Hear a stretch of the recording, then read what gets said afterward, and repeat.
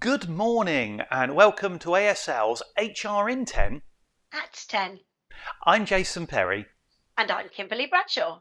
and each week we talk to you about what's going on in the world of HR and employment law. Kimberly, I kind of think right now the big story still is cost of living and what's going on with fuel bills and inflation and all the fallout from the war in Ukraine, isn't it? Yes, I mean, it's all such a terrible worry for so many people. And in fact, all the research that's been done at the moment says that this is all more of a concern for people than COVID was, which is a very sad state of affairs. Yes, yes. Lurch from one crisis into another, I think, is the one of the things that really caught my attention. And we know that the pressure is most on those who earn the least. Um, but one of the things that really caught my attention is the TUC have decided now is the time to ask for minimum wage to be elevated to £15 an hour. Yes, that's by 2030, isn't it? It is. Um, and yes, I think that's a great idea. And I know some of the smaller employers are going to struggle to find that amount of money. Indeed. I mean, the reality is it's by 2030, but it's £15 an hour index linked by 2030. So it's £15 in today's money we're asking everybody to find, but with a quickly trying to do some maths, what are we talking? A 7-year lead time to get there. So we've got time to prepare. Albeit this is only a proposal at this point. The focus of it is they've decided we currently run at 66% of the median hourly pay rate is where the national living wage is set, and they want it to rise to 75% to the top quartile of the current hourly wage rates, don't they? They do, and that would also bring wages to pre-2010 levels of growth, Yes. which I think is also important.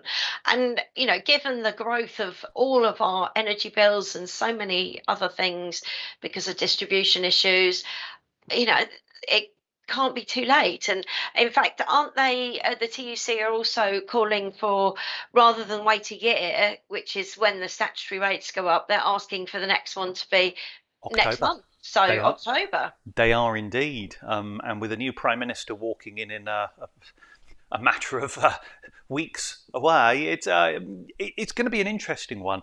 I think the thing that really strikes me is where does the money come from? And I mean, it's very easy to look at those most needy in society and say they need it. But it's not just people who are struggling right now. We're seeing businesses struggling to pay their fuel bills and their increase in supply bills as we try and navigate this crisis. And most businesses, particularly small businesses, can't magic up more money in order to do this. And there's only one place it comes from, isn't it? It's productivity. Yeah, and that's a chicken and egg situation, and comes back to, my favorite phrase, employee engagement. Indeed. Um, if people are I knew you'd stressed, get it in there somewhere. I know, we'll have to find a way to get it into something completely random, but that's for another time. Um, what I was going to mention is that there is a absolute direct proven link between the productivity of an organization and the productivity of its individuals. The more your Indeed. individuals perform, the better the company performs. If your people are concerned, worried, unhappy, anxious, all of those things that we're seeing because of the cost of living rise, they are not going to be productive. Yes. So, or as productive as usual. Therefore, bringing in a bit of employee engagement, which doesn't need to cost much, would make a big difference Mm. to how the smaller companies are performing. Yes. Um, and I think you're absolutely right. But the other side of this to me is we also need employers to invest in tech, in process, in refining the way they do things so they can achieve more in less time in order to get that productivity up. And arguably, that might even help with some of our current staffing troubles. If we can't find enough people to do the jobs now, perhaps we need to streamline the job so each person can contribute a little bit more, and maybe that's where this increase in hourly rate comes from. Yes, and that, takes the good old organizational design and development approach and Indeed. to an organizational analysis, which obviously is second only to employee engagement in my life. Yes. And actually, when you put those things into mind, a target of 8 years, 7 years, doesn't actually sound so unpleasant. No, it doesn't. But I think there's a lot of things that organisations can be doing now because I can't remember where the stats came from, but wasn't it 63% of adults are now worried about their finances and Indeed. 54% say they've Yep. already cut back on day to day Yes. expenditure? So, we've got another hike coming. Yes. Um, Well, you kind of look at the balance of this, and we're in a position where pre the financial crash, and it seems interesting, we're talking 2 crises ago, but pre the financial crash, wages were rising at an average of 3.8% per year.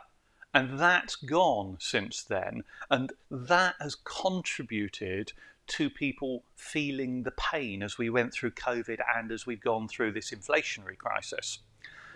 Inflation is the big worry right now, and it's what happens with the incoming Prime Minister to address it. But as you said, we're at a point where during COVID, I think it was 36% of people were worried about their finances, and that felt terrible. But as you said, 63% of adults are now worried about their finances. So we're in this point where every employer up and down the land is facing this point, as you put it, where their people are not happy, they're stressed, they're worried, they're under pressure. And as we go into winter, they don't know how they're going to pay their bills. And employee engagement, supporting those people, is more important than it has ever been, hasn't it? Yes, and there's so many simple ways that people can help. There was a research piece out. Who was it by? Let me just have a little look. By a gifting company, Prezi, who said people need to feel valued. Mm, And you can do that so easily by just buying a slice of cake for somebody to say yes. thank you, remembering to say thank you, job well done. Um, so many little things like that that you can do. Yeah, there's some really, really big differences that can be made with small interventions, and it's trying to focus on those to provide the right level of support right now. Um, the other thing that caught my attention on this one was about where the motivation was coming from when people looked for jobs. And you and I have talked about this one numerous times about how important salary is. And it's something like between 7 and 12 on the list of importance, isn't it, when people change jobs? I think it was something like it's not when it changed jobs. The research I'm aware of, I think it was by Gallup, and it was some years ago now, but the basics I'm sure will stay much the same. And they compared what employers thought employees Yes. thought was important and what employees actually thought was important. And for employees, it was about 14th Yes. or the Yeah. pay, and good colleagues, good Yep. company, great boss, all of those things came higher up. Absolutely. Yeah. But what's interesting right now, and the bit that caught my attention, Glassdoor have done some research, and this is over 50s. And the over 50s are being affected most by this cost of living crisis, with 76% saying they prioritise salary the most when looking for work. And that kind of shift from, 14 on that one. I've seen others at 7, at 12. They vary, but it's never been near the top of the list, even though employers think it is. Mm. And Now it is. right now, it's just become the single biggest important factor if you're trying to hire someone over 50. Um, and employers need to look at this.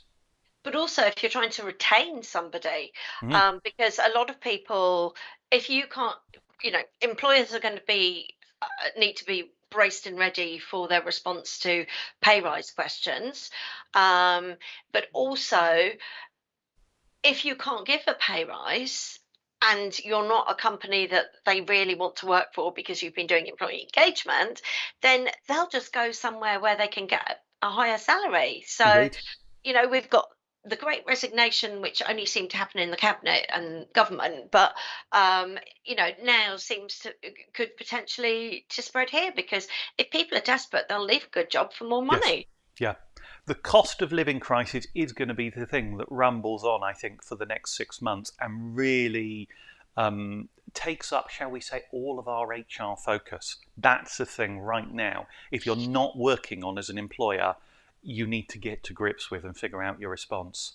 Kimberly, you and I could talk for hours on this, I think, but this is HR in 10, and we've been talking for 10 minutes. So for now, we will wrap up for the day. See you next week. Thanks.